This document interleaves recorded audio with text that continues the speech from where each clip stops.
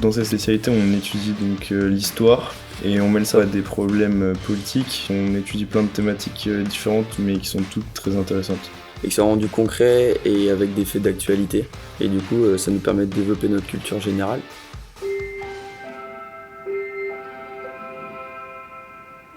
Beaucoup après partent à l'étranger parce que le système pour l'instant universitaire. On fait beaucoup de travaux de groupe ou de travaux sur les ordinateurs ou seul. Et puis à côté il y aura le cours, mais on fait pas que du cours. C'est vraiment très illustré. Nous allons vous présenter notre exposé sur les services de renseignement américains pendant la guerre froide. Donc les services secrets désignent... On fait aussi souvent des petits oraux. On peut étudier aussi des films, donc ça peut donner l'occasion donc, de découvrir de nouvelles œuvres.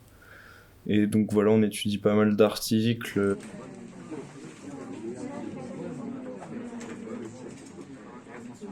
Il y a une bonne ambiance, que ce soit sur les travaux de groupe ou même quand c'est plus de la prise de notes scripturale. C'est vrai qu'on est moins réticent à faire les travaux de groupe quand ça se passe comme ça dans une bonne ambiance, parce qu'on sait qu'on va bosser.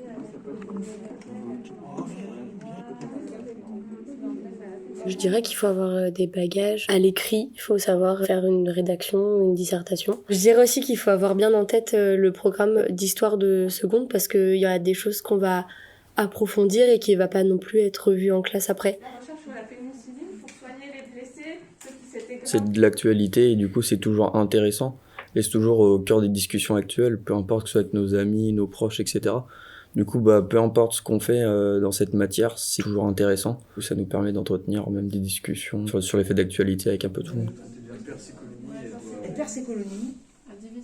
On a des travaux de groupe pas mal, mais c'est vrai que le gros du cours, les apports de connaissances, c'est fait par prise de notes. Donc si on se retrouve avec une feuille là-bas, on sait plus tout dans quel ordre c'est sûr que c'est compliqué.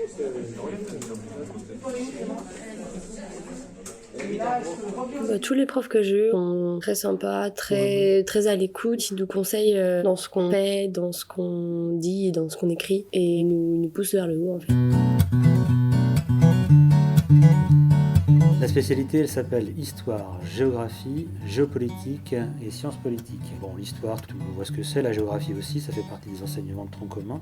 Ce qui arrive en plus, c'est la dimension géopolitique, c'est-à-dire l'étude des rapports de force au niveau mondial, les rivalités, les concurrences. Et il y a la science politique, c'est-à-dire l'étude également des régimes politiques, des grands principes constitutionnels, des questions de société aussi, on peut dire, au sens très large. Les enseignements ne sont pas séparés, c'est plutôt une approche croisée, qu'un même thème va être abordé sous des angles différents, mais complémentaires. Il ne faut pas arriver dans la spécialité en pensant que c'est une spécialité histoire. C'est pluridisciplinaire et on a des approches très très différentes que dans l'enseignement traditionnel de l'histoire ou de la géographie.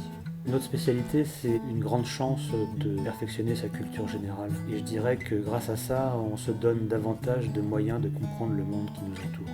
En première, la spécialité elle va se dérouler sur 4 heures par semaine. Sur toute l'année, on doit aborder 5 thèmes différents. Donc ça nous laisse une grande faculté d'approfondissement. En terminale, c'est 6 heures par semaine. Et là, il y a 6 thèmes. La spécialité qu'on abandonne fait l'objet d'un examen final à la fin de l'année scolaire.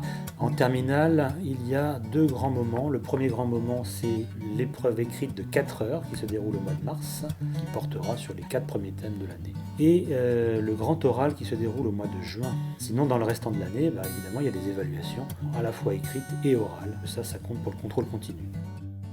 Il faut avoir des qualités d'expression orale, rédiger, être ouvert sur l'actualité. Il faut aussi apprécier l'histoire et la géographie, c'est préférable. Dans certaines conditions également, des qualités de créativité. On peut demander aux élèves de produire une vidéo ou un fichier audio. Ça, c'est des qualités qui sont essentielles pour bien réussir la spécialité.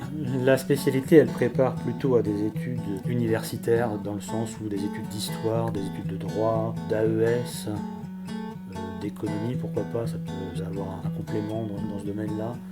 Ça peut préparer également aux instituts d'études politiques, les fameux Sciences Po. C'est essentiellement vers les études longues qu'on se destine avec cette spécialité.